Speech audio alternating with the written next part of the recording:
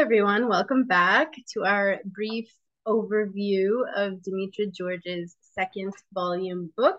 Today we are going over the eighth house, and I'm joined by David Fisher and Matt Nolan. Actually, we're going to be doing the eighth and the ninth house. So, David Fisher and Matt Nolan, thank you both for being here again today. This should be fun. We were joking around before we started that we were going to do the eighth house and preface this whole thing with, hey, everyone. Eighth house is not sex.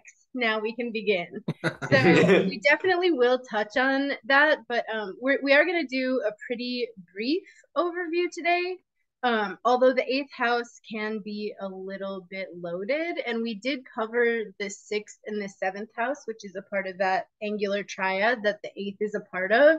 So I just wanted to mention that if you want to go back and listen to the sixth and the seventh house, we will be referencing that the eighth house is a part of that triad.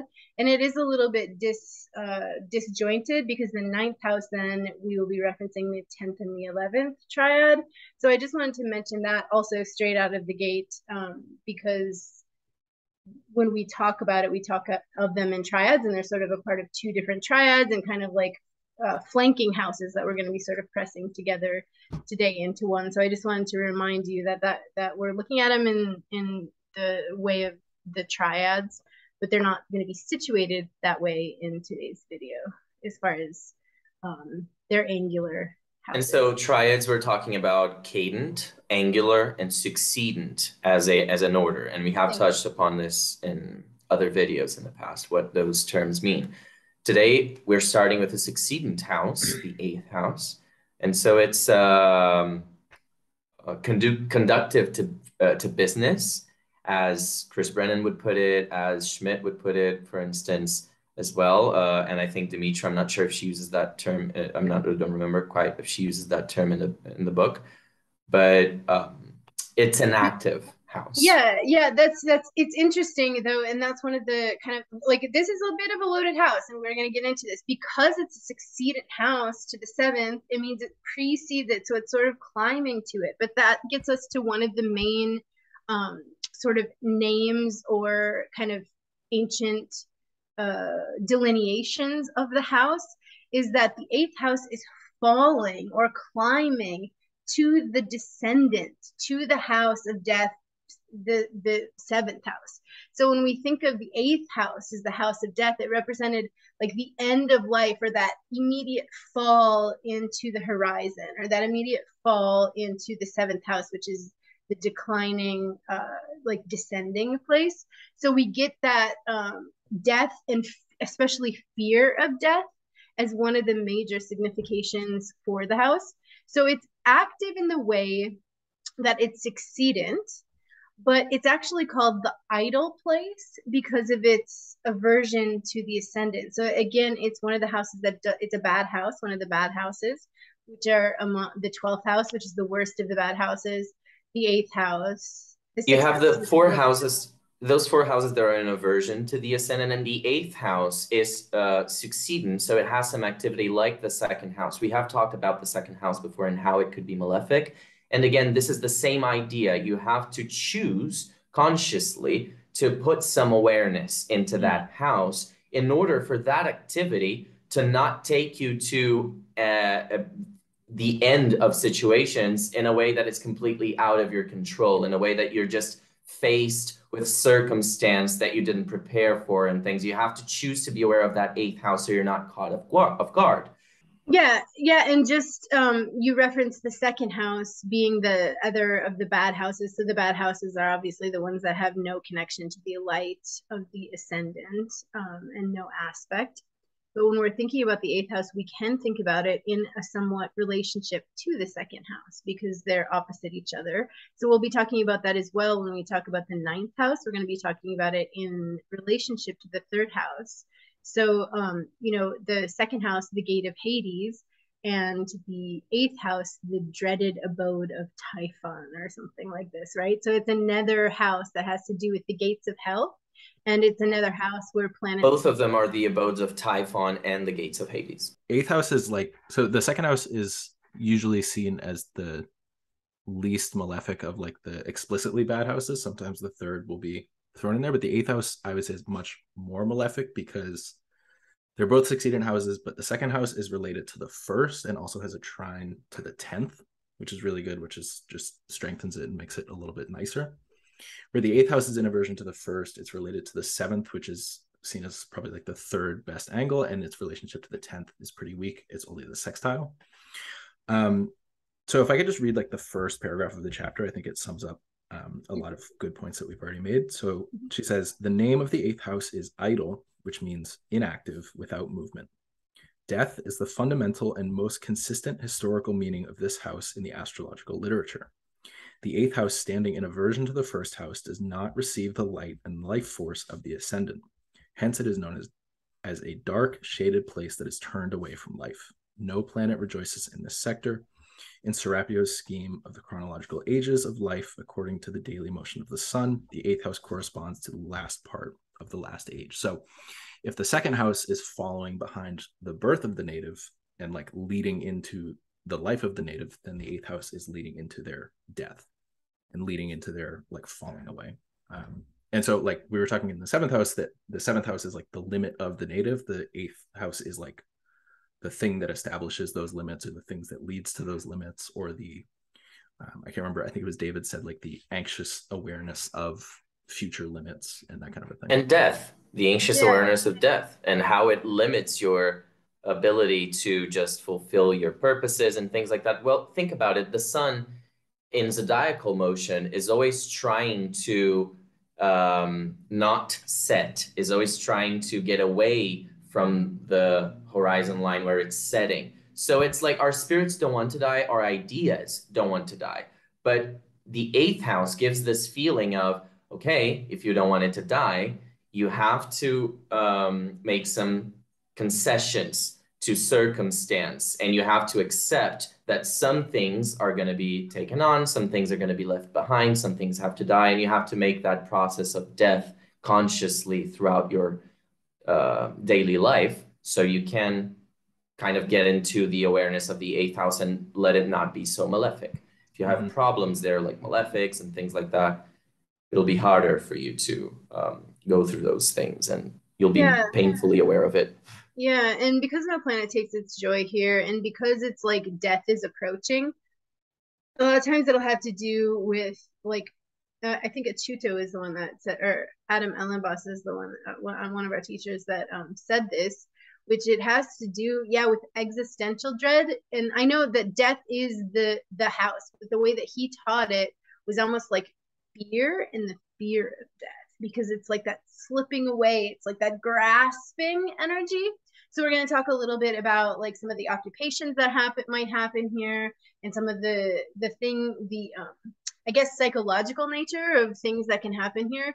But I think a little bit of that psychological nature, that before we get into like where the contemporary astrologers took this with their version of psychological nature, I think even the ancients would like conjure up this feeling, even psychologically, of the fear of death, the end of life, that sort of existential dread that you get when you know you're sinking and the sun is setting.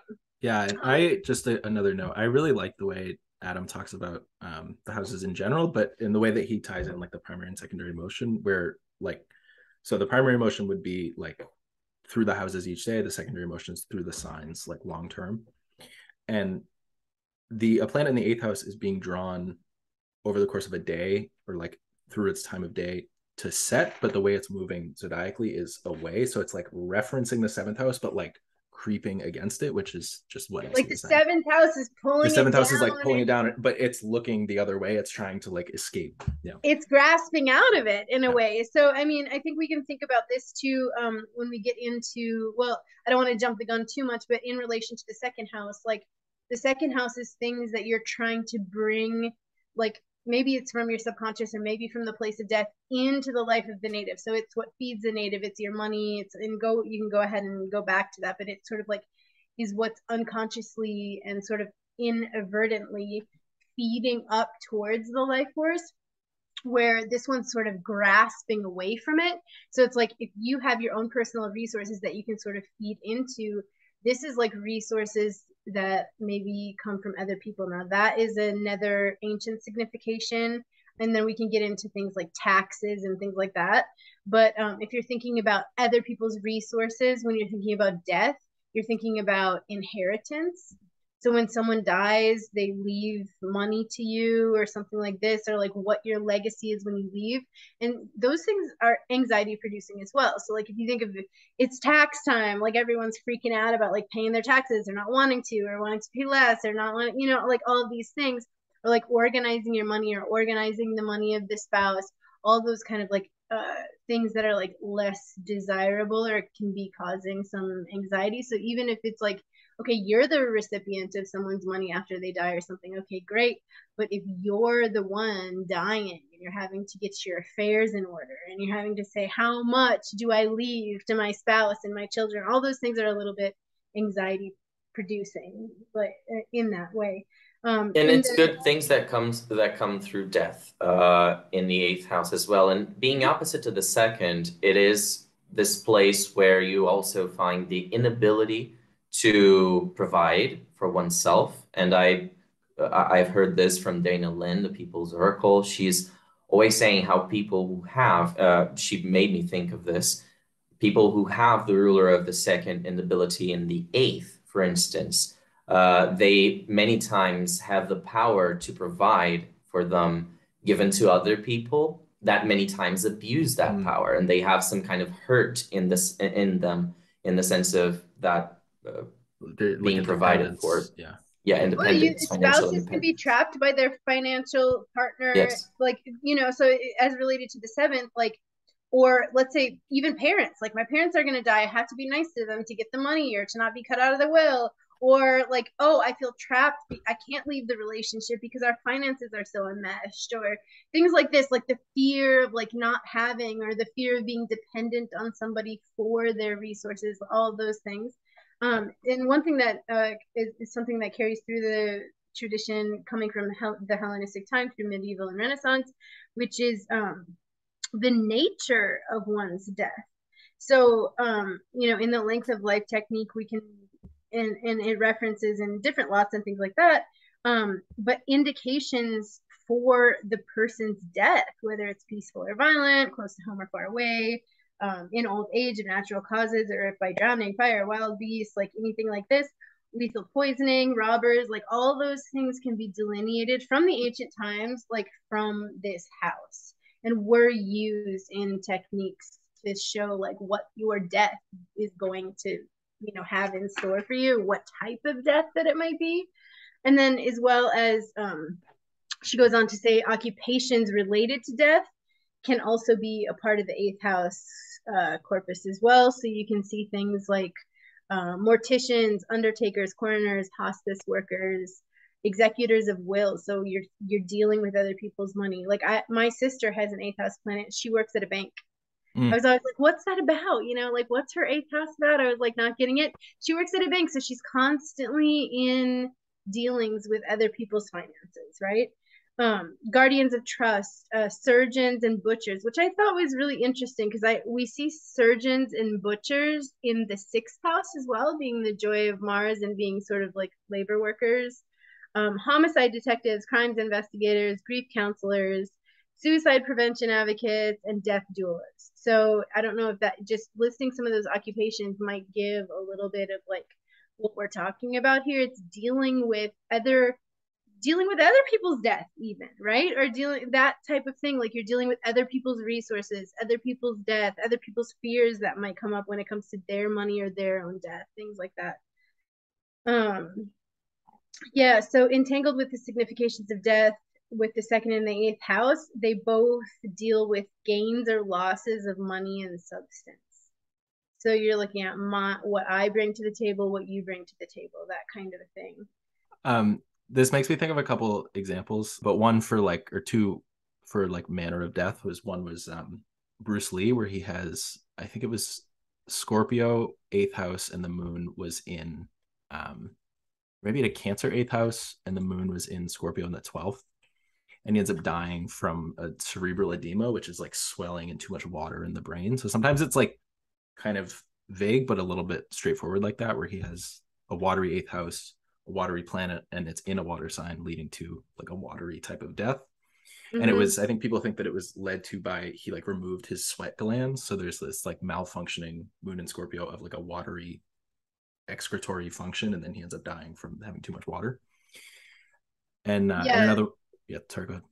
Oh, just that is how the ancients would have used it as a very practical way to delineate the type of death that he would go through. Yeah, and like someone else might have said like, oh, he would die in a shipwreck, or just like a watery death. And another example of that would have been, we looked one time at the chart for like this earthquake in Lisbon in like the 15 or 1600s, and it had like Mars in Scorpio or Mars in Cancer, I can't remember, in the 8th house, and like a ton of people died from a tsunami at that event. And then another example that I think of for like jobs of the 8th house is my aunt has like 2 or 3 planets in Virgo in the 8th, and she's like a headhunter, so she like helps put other people into jobs, and so that's kind of another extension of other people's resources. She works for this company and helps like place other people into different kinds of jobs. Yeah, that's interesting, the occupations. She's saying also some of the significations may look at like unfortunate conditions due to inherent weakness, like shortness of life or critical illness. And then the ancients looked at it as a weakness of mind, particularly emphasized by the ancient authors, who placed fear and anguish, mental illness, deafness, blindness, muteness, cognitive defects, paranoia, depression, schizophrenia, that type of thing. So I know that we look to the 6th and the 12th house a lot for that, but this is coming from some of the ancient tradition here to look at those type of psychological disturbances. Yeah, and I think that has a lot to do with it being a verse and it being above the horizon. Absolutely. And therefore it's kind of related to the 12th, where like he wouldn't necessarily put like a mental affliction in the 6th as much as he would like a fall or some kind of other injury like to the body. Yeah, absolutely. So then, she does an extensive treatment on going over what happens starting, after the medieval, like during the whole, I guess, tradition throughout like the medieval tradition, the Arabic tradition. They're still looking at it in the ways that we've already outlined, and they're using it to delineate those types of things. And then she spends a few pages talking about what happens in the 19th century, how it becomes, talked about as like a cult and esoteric and all of that. A lot of it has to do with the 12-letter alphabet and different psychological things. She was saying the first time it's ever mentioned having anything to do with sex or any of those kind of like modern interpretations was from Alan Leo. And I think we'll go over this a little bit more in the study group. You can definitely tune in for that. But there is one little, she does give here that in the ancient world, necromancy was considered a form of divination. And so that could have to do with some like the oracular temples or the mythological entrances to the underworld, because a lot of those oracular dream temples and that type of thing would happen in these sort of portals to the underworld and things like that. So we might have a little bit of that like occult crossover there, but like the whole sex occult mysteries thing definitely comes later because the house is associated with Scorpio, which we don't do here.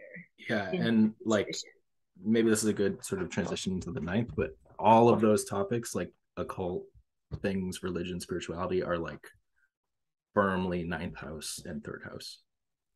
Yeah, absolutely. Throughout almost the entire tradition. Absolutely. Sex is 5th house, the occult and divination, religion, all of that is the 9th house. Yeah, we could definitely. Sex is the 7th as well. Yeah, 7th. Yeah, 7th also, yeah. And not that you couldn't find sex in all types of places. I mean, I'm sure you can find sex in the 12th house with people sort of like forbidden, self-undoing kind of addiction type of things happening there. Yeah, any kind of scandalous sexual behavior would be 12th house.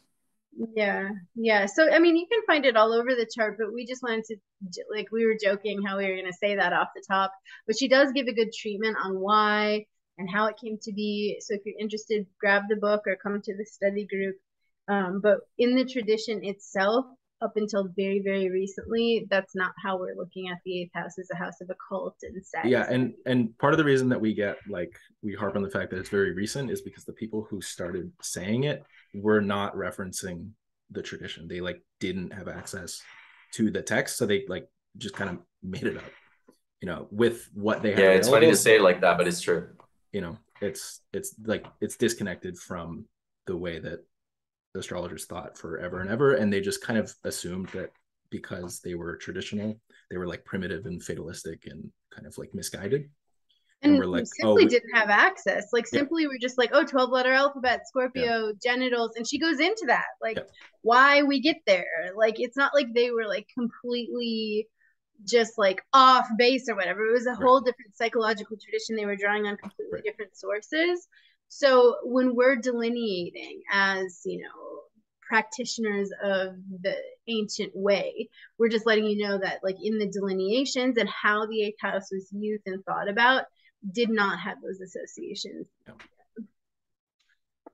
So, and she gives a beautiful sort of overview of how, if you're going to use it, why, and like some kind of crossover where, you could make a stretch, or, now that it's being used in that way, like how it could relate back to some of the ancient myths and things like that. It's interesting, but you have to twist your brain a little bit though to get there. Yeah. So just to recap, idle and inactive. Yeah, right. The last part of age, a succeedent house, the traditional significations are all listed here.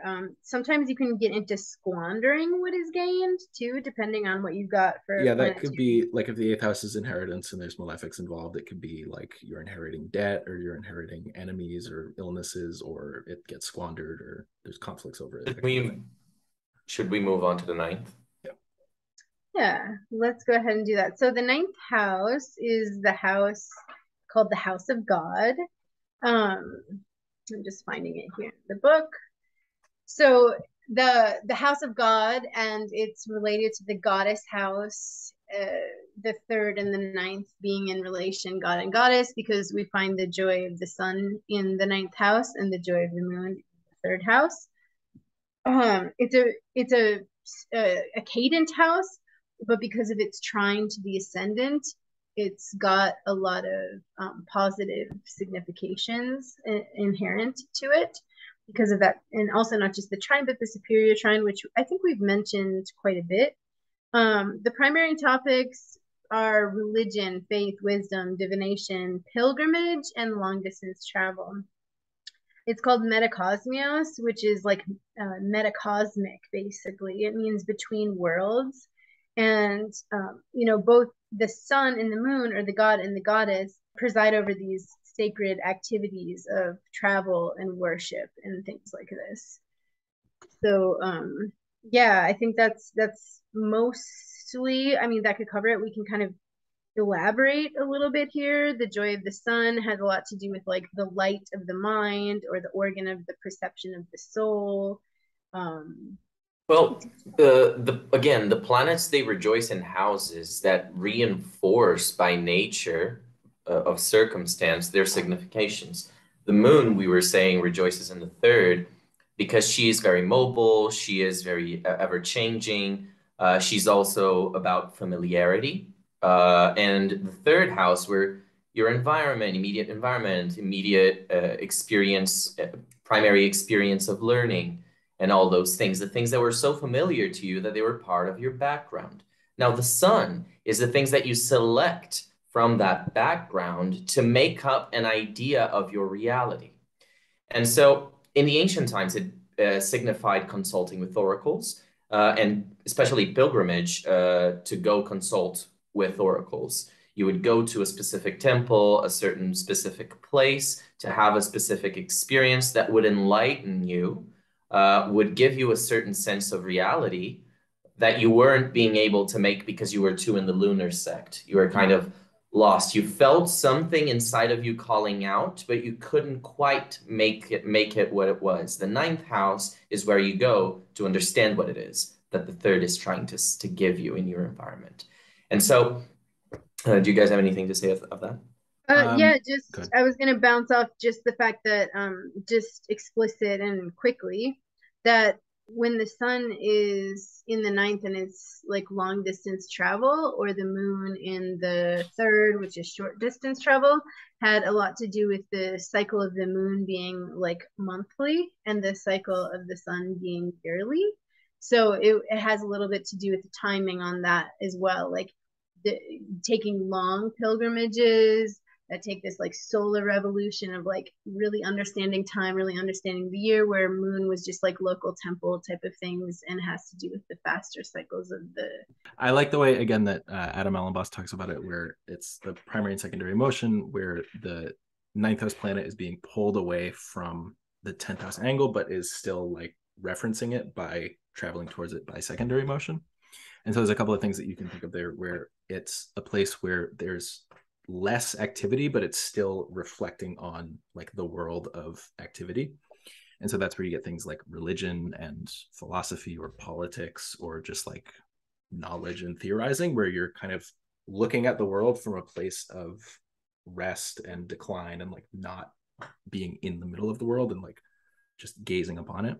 Yeah, you don't have that sort of grasping, and you're not like the grasping would be like the 11th house, the climbing, or the 10th house of like, look at me. Mm-hmm. It's kind of like that's why I guess you would get like monks, nuns, priests, because they're withdrawn from the world, but they're taking a different stance on the world. They're seeing it clearly. They're not engaged with maybe as much of the material grasping, or it doesn't like that's not what's on the mind of the ninth house. The mind of the ninth house sees the grasping and withdraws and has this like higher vision or higher perspective or spiritual perspective. It's not as material. It's not focused on career or like socializing or ladder climbing. It's more focused on the internal. So it's like if you take the sun from like blasting in the 10th, like look at me, my career, or let's make it to the top.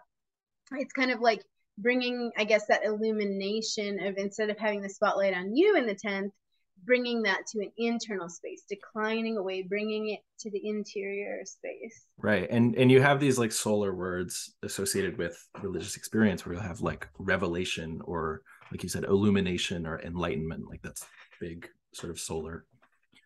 And what it is what is it to have enlightenment, if not to have your soul resting, as Elsa was saying, on something that you just realize as true, you understand as true because it is your experience. Your mind comes to rest, meaning you had something that was bugging you because you didn't quite understand, but as soon as you have a revelation, that thing is actually standing in your mind as something complete. It doesn't bother you anymore because you have an idea around it. And it's something that is beneficial to you, the first house. It's like the most beneficial thing to you. It's the most beneficial thing to the first house. And that's it. It's like once I've ladder climbed and I've made my money or I've had my success or whatever, you start to like have these like higher ideals of like, what does it all mean? Or like, why did I long for this in the first place, or something like this, you know? Yeah, and or it's like, funny where like the 10th house has this like dominating effect on the life, and this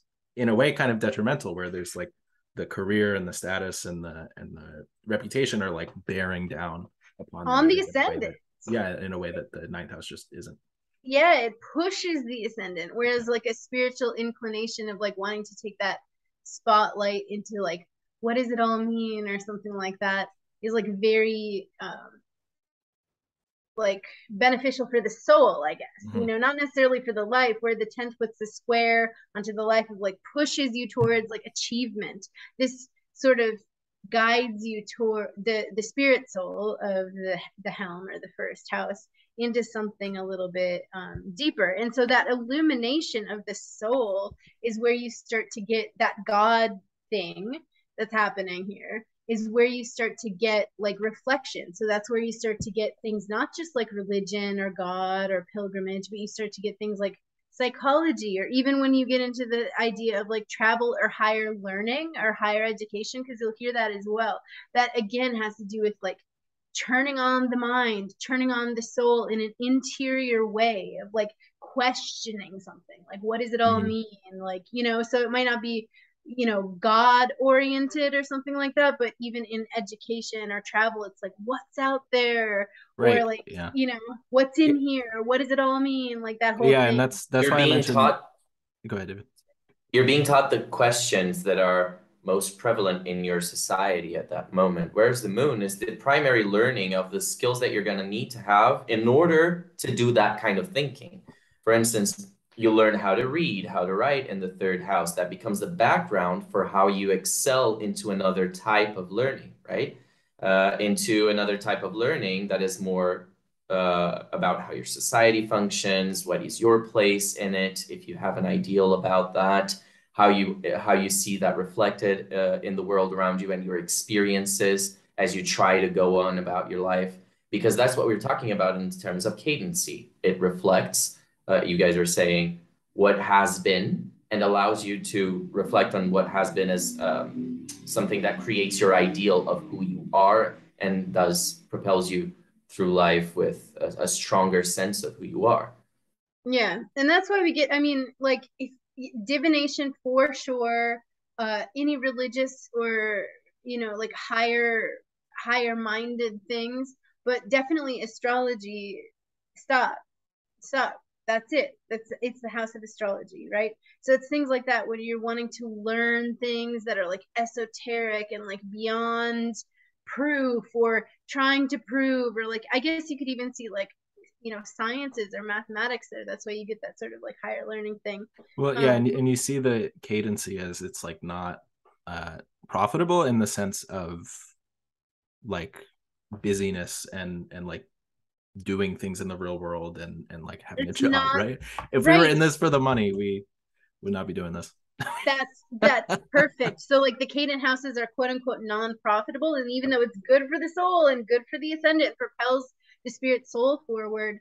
uh Good luck getting paid going to university, good luck getting Yeah. paid in divination, good luck getting paid as an astrologer. It has absolutely, those sort of seekings have absolutely nothing to do with money, and in fact they have everything to do with the renunciation of the world and the renunciation of money in a happy way, right? Where maybe some of the other cadent houses aren't so by choice, but here you've got that superior trine. So the Here, native when you make a itself, sacrifice, you get something back.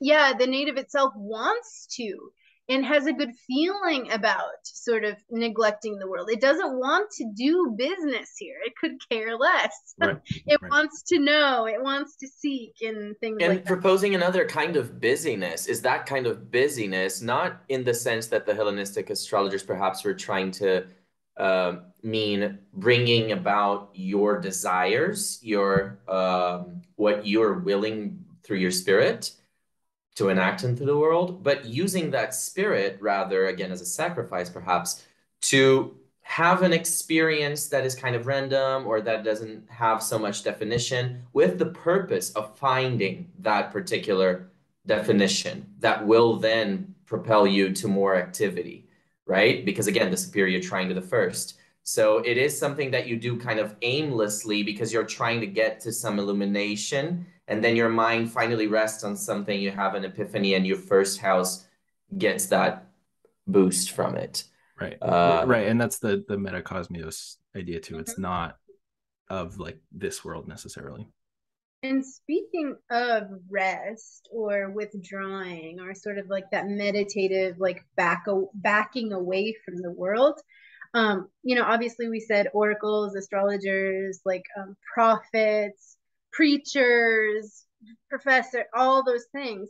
But that sleep thing, or that sort of like withdrawing, I thought was interesting because many oracular sanctuaries back in the day in the ancient world had to do with dreams. It was the first form of divination that like people played with, is the dream realm, and pilgrims would take these long voyages in order to sleep in a temple to get their thing. So it's like it's it's inactive, right? It's like, I'm going to shut off all this in my consciousness in order to commune with God.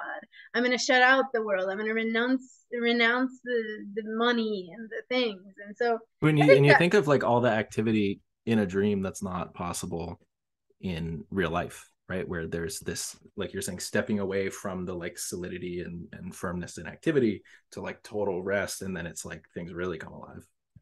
Right, and it's not under the same type of scrutiny, I suppose, right. as the real world would be, right? It's like, oh, I was in this house, but the house was actually this forest, and this was actually that, or whatever. And instead of being like, oh, there's no chance of that meaning anything. That doesn't make any sense. Yeah, that's ridiculous. It's like actually just toying with the idea that has meaning. Yeah. Just toying with the idea that God has meaning, or anything has meaning at all, I think could be here. I think you could also see in a modern sense, you could probably see atheists here. You could probably see deep thinkers. You could probably see. Yeah, it's anything. It's like you get one in this, you get religion, you get like, I think he or she says like malefics in the ninth can be despoilers of temples, blasphemers, atheists, that kind of a thing. Yeah, like there's I can't remember who it is. There's like a pretty famous astrology skeptic who had like Saturn in the ninth or something.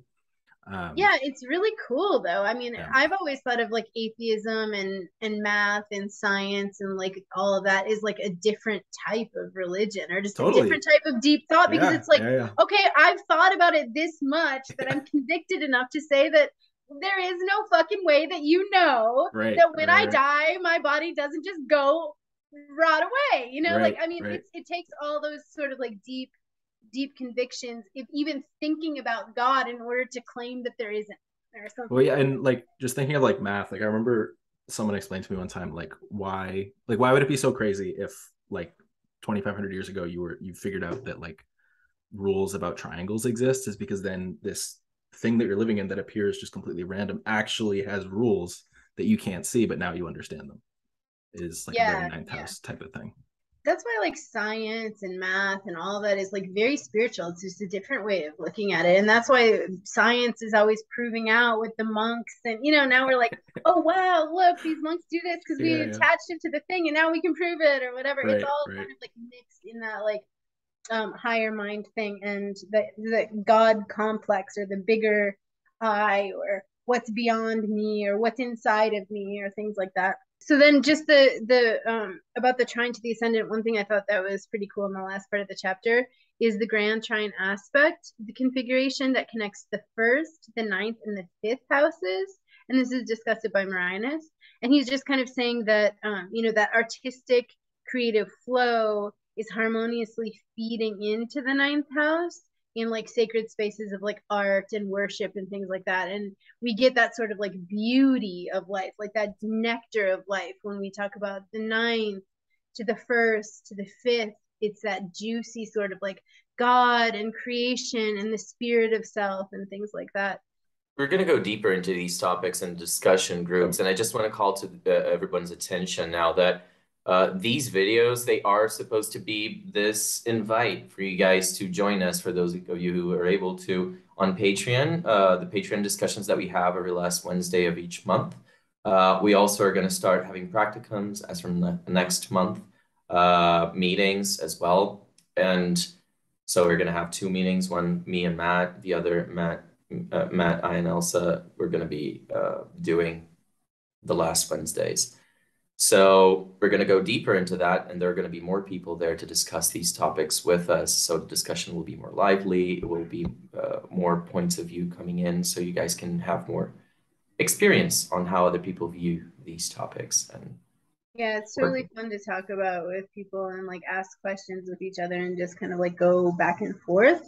We have an affordable tier that we're offering. So if you have trouble supporting monthly payments and things like that, first of all, reach out, because if you want to be a part of it and finances are an issue for you, just email me. It's in the about section.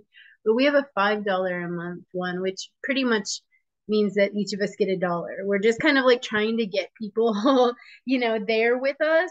But if it's not about that, it's not like it's talking about the ninth house, it's not about the money. We want to look to engage with people. It's about that knowledge. Yeah. So if you're feeling like finances might be an issue, we have a $5 tier, and then of course there's more different levels of support and things like that. But we just want to make sure that we wanted to bring Demetra's book to the forefront because we're all studying it and talking about it so much anyways. So yeah, shout out, hit us up on Patreon, or just come for these overviews and get your juices flowing, buy the book, follow us here with our little overviews, and hopefully it gives you a little bit of inspiration as well as we follow the book through the next year. And please don't forget to subscribe to this channel. Don't forget to like the video and share if you liked it, and comment an emoji. It'll help the algorithm like us better and help us produce more content for you in the future. Yeah, absolutely. And follow our Decans videos if you don't already. I think that's like one of our main features here, but honestly, this is a side project because of the fact that just the three of us are constantly reading and constantly talking about material. And we've wanted to do a book club forever. So this is just our little like attempt at a book club. And we were like, oh, let's just do overviews because I'm sure a lot of people are reading Demetra's book out there. And we just kind of wanted to, yeah, engage you guys with it and everything. So even if you can't come over to the Patreon, we do appreciate you watching these little shorts and hope that we can provide, I guess, just inspiration as we go through the book together. So I'm inspired by being with both of you and talking about the book. So thank you again both for being here. And we will see you next time for the 10th and 11th houses. And again, I am in the First Place Astrology, and Matt? The Astrologer's Encyclopedia. I love the videos that you've been putting out, Matt. Great job. Thank you. Yeah. I'll probably post this. I meant to post the last one. I'll post this on my channel.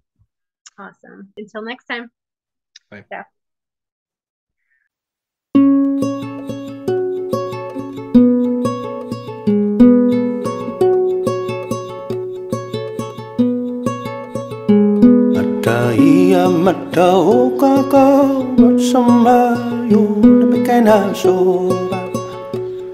đã số mà kê na ta hi bằng nó có đi mà mấy cái nào số à nên số à đây ba nó cái ô chứ nó ba hi cái nó cái mày ta ôm vai ra